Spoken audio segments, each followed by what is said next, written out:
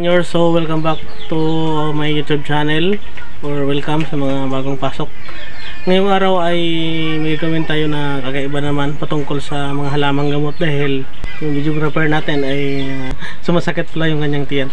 Kukuha tayo ng dahon ng avocado dahil ito ay isang organic or herbal na gamot sa mga sumasakit yung tiyan, lalo na kung mga tumatay.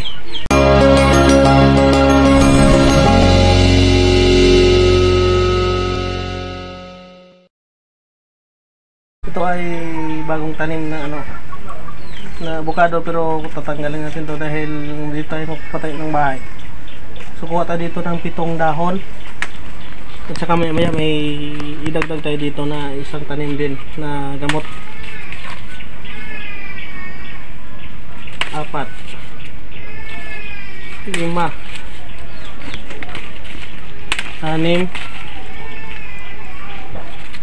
7. So yan, 7 dahon, dahil 7 is yun yung mga ginagamit, lalo na yung mga gumagamot. So doon tayo sa kabila. So ito guys, yung pangalawa natin na ilalaga na isang puno ng babana or guyabano. Ito yung mabisa din sa mga sakit sa tiyan. Kuha tayo ng 7 piraso na dahon.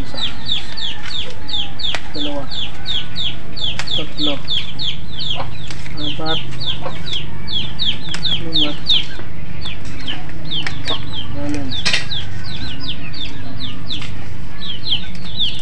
Ito. Yan, 7 dahon.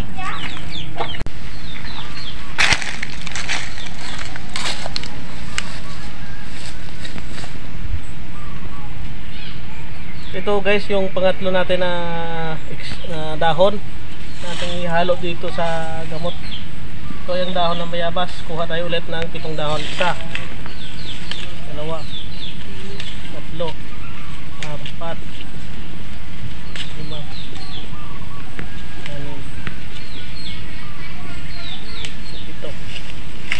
So ito na yung mga dahon guys na nakuha natin. Dahon ng avocado, 7 dahon.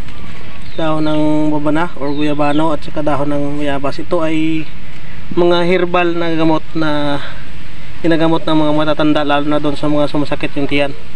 Kasi ito yung bayabas ay may healing property siya. Ito yung avocado, mayroon siyang mapakla na at saka yung babana or guyabano ay antioxidant siya, at nakakatulong din sa ating tiyan. So sa may mga alam kung ano pa yung gamot na maaari o sakit na maaaring gamutin nito, so maaari kayo mag-comment sa baba. So tara at ating lilinisan muna bago natin ilalaga. Gasan natin ng maigi para matanggal yung mga parasite. Minsan kasi mayroong puti-puti yung tigi.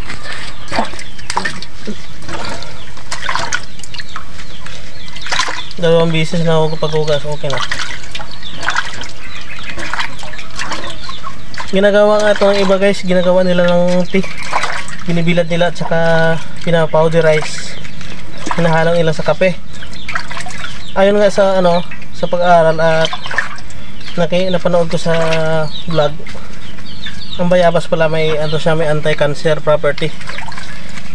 Kung may yung mga matatanda minsan pag sumasakit yung tiyan, kinakain nila yung parang yung udlot nito, yung pinakadulo. At pagpapagaling to sa mga sa mga sugat. Ito yung hinuhugas. Mayroon nga ang safeguard na flavor niya, papaya, bayabas.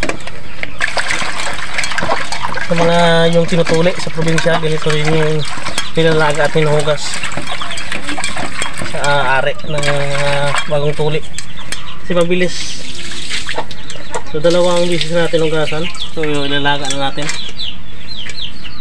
So, nalinisan natin, nilagyan natin ng mga 2 to kalahating baso ng tubig. So, ilalaga natin.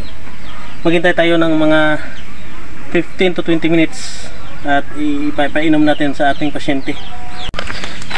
Yan na yung ating naisalang na gamot. Hintayin natin mamaya pag may brownish na siya. So So yan na natin kukunin. At yung katas niya, yung sabaw ay ating sasalain. At saka ipapainom natin sa ano. Ako mag-iinom din ako nito. Kahit hindi sumasakit yung tiyan ko. Kasi gamot nga ito. Sige. Abangan natin mamaya. Let's open it. Ayan, brownish na siya. At almost 20 minutes na yung ating paglalaga. At susunod natin gagawin ay ating lilipat sa baso. So yan. Wait lang, mainit. Yan. Yan. Mabango siya guys. Wow, tsaa. Pwede naman bukal. Pwede ay. Yan na guys, oh. Umusok na. So ganyan lang pag-extract ng ano, ng tsaa. Ito ay gamot sa sakit sa tiyan.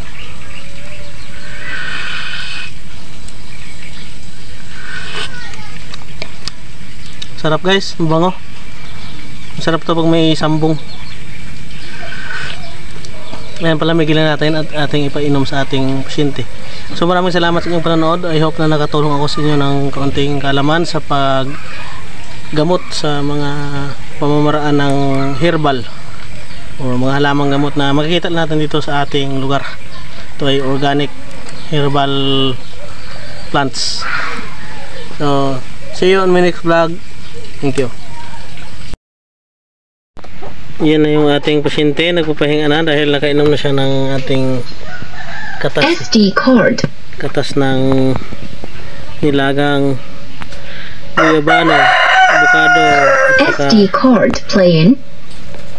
Tsaka bayabas.